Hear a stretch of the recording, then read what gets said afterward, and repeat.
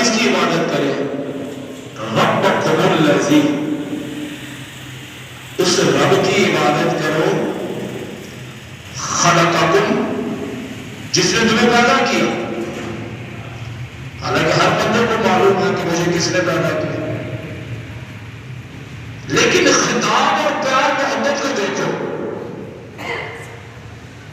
اللہ تعالیٰ بڑا غفور رحیم ہے، پیار سے اپنے بندوں کو کہتا ہے اے میرے بندو عبادت کرو، اس کی عبادت کرو، خلقکم، جس نے تمہیں پیدا کیا، والذین من قبلکم، خالی تمہیں ہی پیدا نہیں کیا بلکہ تم سے جتنے بھی آباء و اجداد اور آدم علیہ السلام سے لے کر تم تک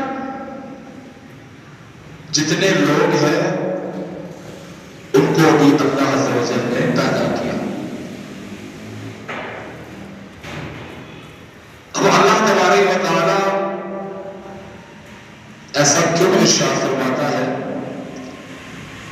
دو لفظوں، جو آخر میں دو لفظ ہیں، اس کا نتیجہ ہے اے لوگوں عبادت کرو اس رب کی، اس پروردگار کی جس نے تمہیں پیدا کیا اور تمہیں نہیں پیدا کیا من قبلکم والذین، اور لوگوں کو بھی پیدا کیا من قبلکم، جو تم سے پہلے گزرے۔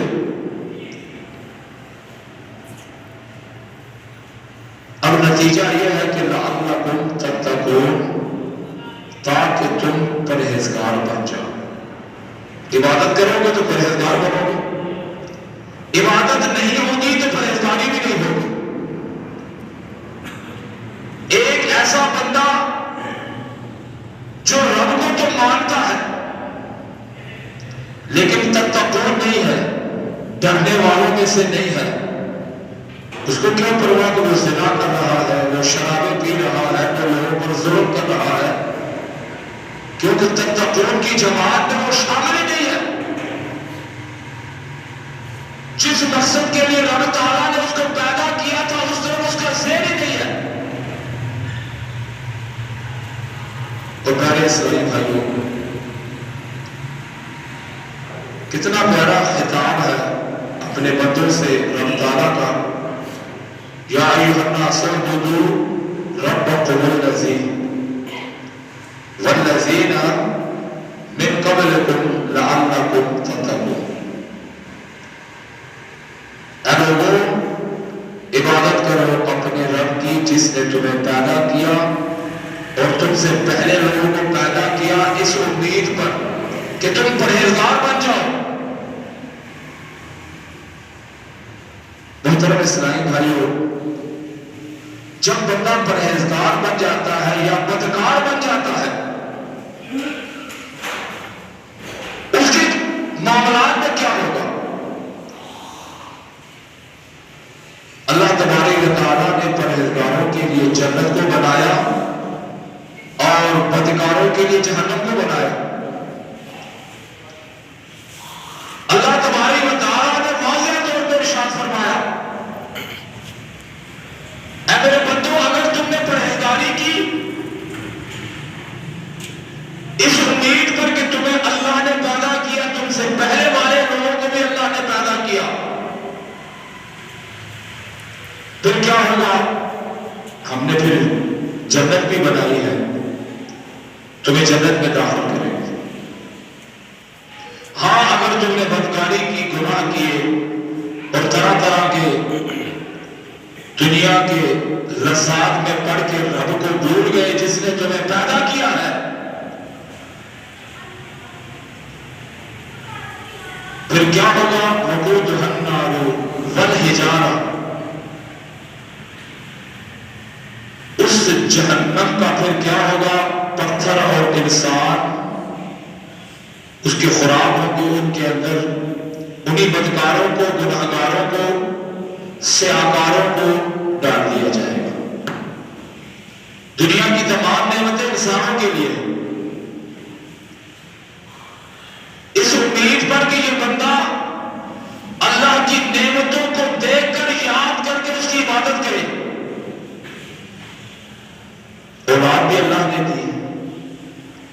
یہ جسم، یہ صحت، یہ شان و شوکت، یہ چہرہ کتنا حسین و جمیل بنا ہے. یہ ہاتھ اپنے انداز کے مطابق اللہ تبارک و تعالیٰ نے کتنے حسین بنائے ہیں. ہم کیسے کیسے کام لیتے ہیں ان ہاتھوں سے. یہ پاؤں، اس نعمت جو پاؤں ہے، آپ ان سے پوچھیں جس کی ٹانگیں نہیں، دونوں نہیں یا ایک نہیں، پھر وہ بتائے گا کہ اس کی اہمیت کیا ہے. لیکن ہمارے پاس ہے، ہمیں پرواہ نہیں. انہی پاؤں سے چل کر بدکاری کرنے کے لیے، گناہ کرنے کے لیے ہم چلے جاتے ہیں، لیکن انہی پاؤں کے ذریعے ہم مسجدوں میں نہیں آتے، نہیں آتے، یکسر نہیں آتے. مجھے بتانے کی کیا ضرورت ہے؟ آپ کو بھی معلوم ہوگا اور پورے ہفتے میں ہمیں بھی معلوم ہو جاتا ہے. کتنے آتے ہیں، کون آتا ہے، کتنی نمازیں پڑھتا ہے. ہمارا ایک دوست ہے تو اس کو میں نے کہا کہ آج تم تیار ہو کے نہیں آئے اپنی دکان پہ. کہتا جی کل تیار ہو کے آؤں گا، کل جمعہ ہے نا. بڑا مطلب نہ آتے ہوتے تھے، کپڑے پا کے میں مسجد چ آیا. تسی دیکھ لینا میں تھوڑے پیچھے جمعہ پڑھنا. کہ پھر جمعہ خان ہوا تو پھر تو نمازی تو نہ ہوا، بس جمعہ پڑھنا آنا تو اس سے بہت آنا ہی کوئی نہیں. ہم بن گئے ہیں جمعہ خان. ہمیں جمعے کو نماز بڑی یاد ہے، نہا دھو کے ہر مصروفیات چھوڑ کے آ جاتے ہیں. لیکن آگے پیچھے کیا ہے؟ مسجد سے بالکل ہو سکتا ہے کہ مسجد کے پاس سے بھی گزرے تو دیکھنا گوارا نہ کرے. ہاں ایسے لوگ بھی ہیں، آتے ہیں یہاں قد ڈال کے چلے جاتے ہیں، توفیق نہیں ہوتی اندر آنے کی. ہاں ایسے بھی ہیں کہ طبی حاجت باتھ روم وغیرہ سے فارغ ہو تو ہاتھ دھو لیے صابن سے. ایسے لوگ، ہاں ایسے لوگ بھی ہیں روزانہ آتے ہیں، باتھ روم وضو خانہ استعمال کر کے پاک صاف ہو کر نماز پڑھتے. یہ اللہ تبارک و تعالیٰ کی تقسیم ہے. اللہ کی بارگاہ میں وہ بندہ کس خاطر میں ہے جو آئے اللہ کے گھر کو گند ڈالنے کے طور پہ استعمال کرے، وہیں سے باہر چلا جائے. کس زمرے میں ہے، کس مطلب کہ نمبر پر ہے. اللہ کی بارگاہ میں وہ کتنا دھتکارا ہوا اور راندا ہوا اور رد کیا ہوا ہے. اے بندے، تیرا صرف یہی تک آنا ہے میرے گھر میں، اس گند خانے کو بیت الخلاء کو استعمال کرو، یہیں سے چلے جاؤ. توفیق نہیں ہے. اللہ کی بارگاہ میں قبولیت نہیں ہے، کیونکہ اس نے قبولیت کے برابر اپنے آپ کو بنایا ہی نہیں. ایک بندہ ایسا ہے اللہ کے گھر میں آتا ہے، اللہ کو اتنا منظور ہے کہ وہ آئے اور آ کر بیت الخلاء کو استعمال کرے، یہاں سے ہاتھ کو دھوئے، یہیں سے چلا جائے. یہ بھی ایک درجہ اللہ کی بارگاہ میں. وہ تھوڑا سا آگے آیا نا، وضو خانے تک آ گیا، لیکن اس سے آگے اللہ کو منظور نہیں ہے کہ وہ آئے مسجد کے اندر وضو کر کے میری بارگاہ میں سر کو جھکائے.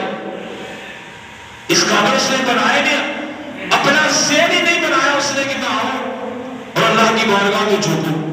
وہ وہیں سے واپس چلا جاتا ہے. لیکن خوش نصیب لوگ وہ ہیں جو روزانہ آتے ہیں، بیت الخلاء استعمال کیا، وضو خانہ استعمال کیا اور آ کر اللہ کی بارگاہ میں سر نیاز کو جھکایا. اللہ کو پسند آ گیا. فرمایا اچھا تو نے نماز پڑھ لی، اب جا کے اپنا کام کاج کر، عصر کو پھر آنا میرے گھر میں. دعوت ہے اللہ کی طرف سے، آؤ فلاح کی طرف، آؤ کامیابی کی طرف. اللہ بلاتا ہے، بندہ خود سے آ سکتا ہے؟ نہیں آ سکتا. یہ رب العالمین بلاتا ہے. اللہ تبارک و تعالیٰ کو تمہارے سجدے بھی قبول ہے، تمہاری نمازیں بھی قبول ہے، تمہارا اللہ کے گھر میں آنا بھی قبول ہے. ظہر میں آیا تو عصر میں بھی بلا لیا. یہ درجہ ہے بندے کا اللہ کی بارگاہ میں، اور بڑا بلند درجہ ہے.